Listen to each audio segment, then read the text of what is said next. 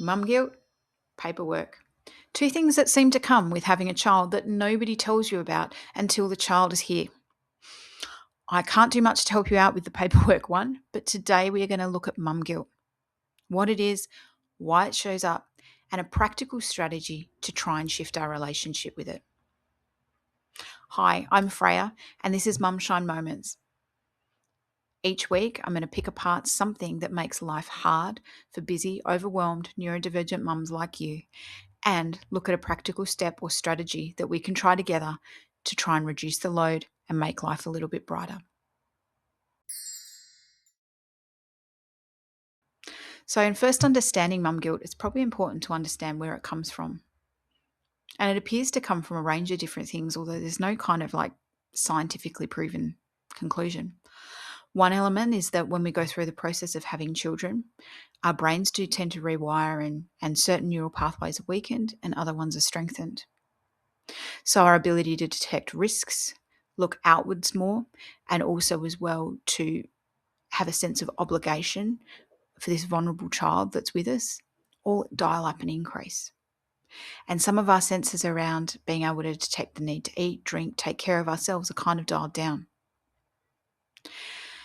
And the reason this happens is survival.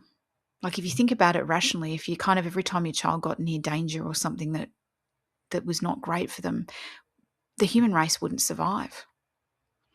So that's why we're always constantly detecting for threats. We're always looking for that. And we're usually the first one to act as well. And why it can feel so hard to switch off.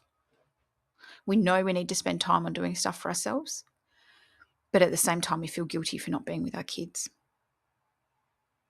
But it's more than that as well. It's about this desire to have the best chance in life for our kids. We want them to thrive, to succeed, to be happy. And there's so much in that we can't control. Overwhelmingly, we can't control the outcome. But if we take the responsibility on ourselves, we can control ourselves, right?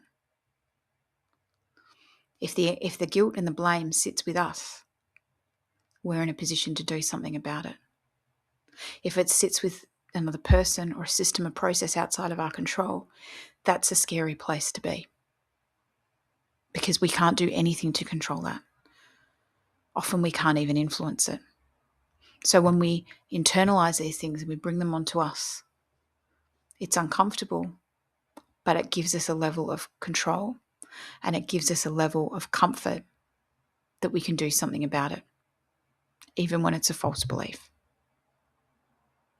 I've been working with mums just like you on this for a number of years, and I've sort of teamed to identify a few different lenses around mum guilt and 4 different voices, and I'll unpack those a little bit more in the coming weeks. But we tend to either notice that thoughts around mum guilt tend to be focused in and of the present and criticising the actions you're doing in real time. I love that one. So helpful. And that feeling that right here and now we're not enough.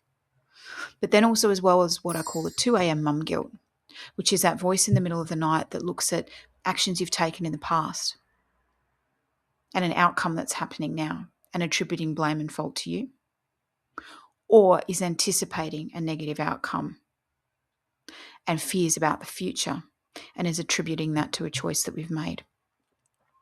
And let's face it, the list of those things is endless. Too much screen time, not enough vegetables, too much socialisation, not enough socialisation, too much academic load, not enough academic load, because there's a million and one ways our kids are going to fail, and there's a million and one ways that we're going to fail each and every day.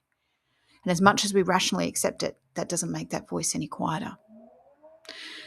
And those voices of comparison in and of the moment, of whether that's against our own failings and expectations. And often I joke with clients that, you know, the process of motherhood is making a list when you're pregnant or you're expecting your child of all of the things that you're never going to do, and then gradually crossing them off one by one. But we still hold on to a lot of shoulds and expectations about how we want to do it, and they come from a great place, or shoulds and expectations based on how others are doing it.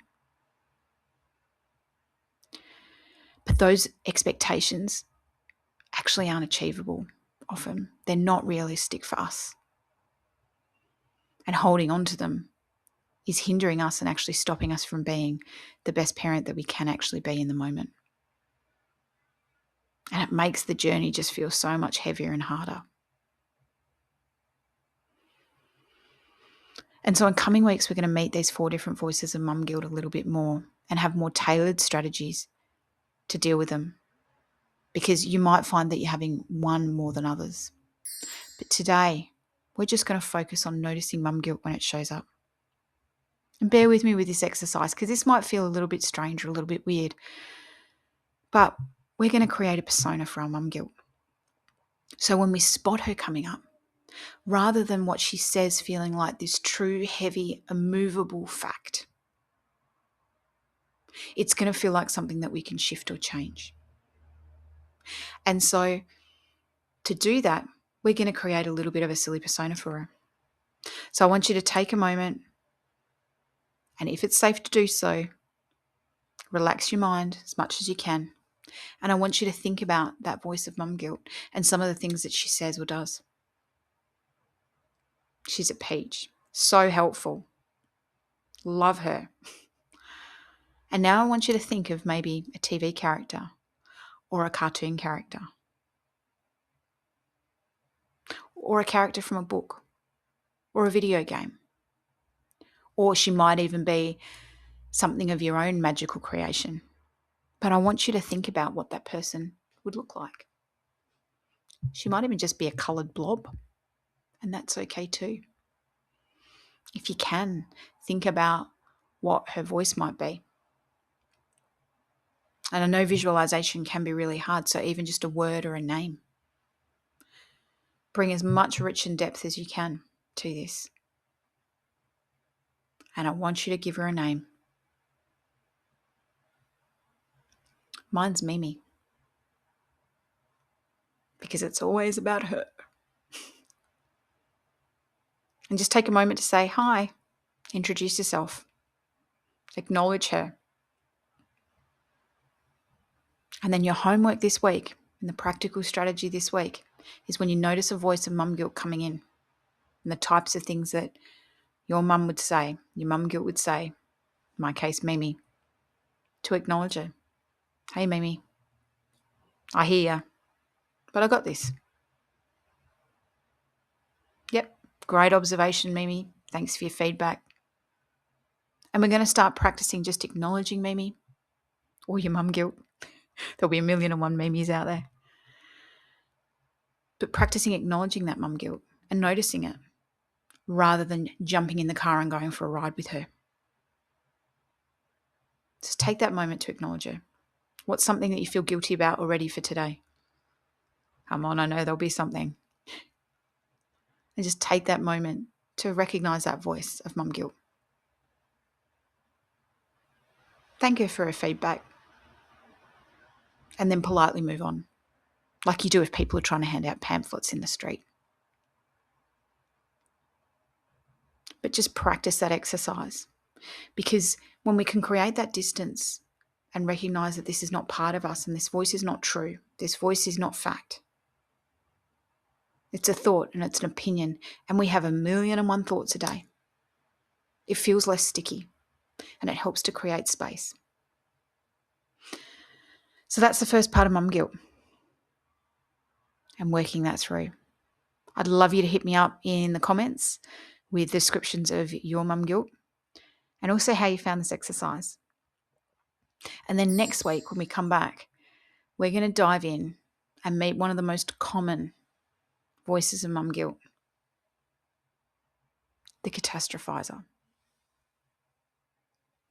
And we're going to spend some time getting to know her a little bit more and how we can do something to help shift the voice and the hold that she holds over us.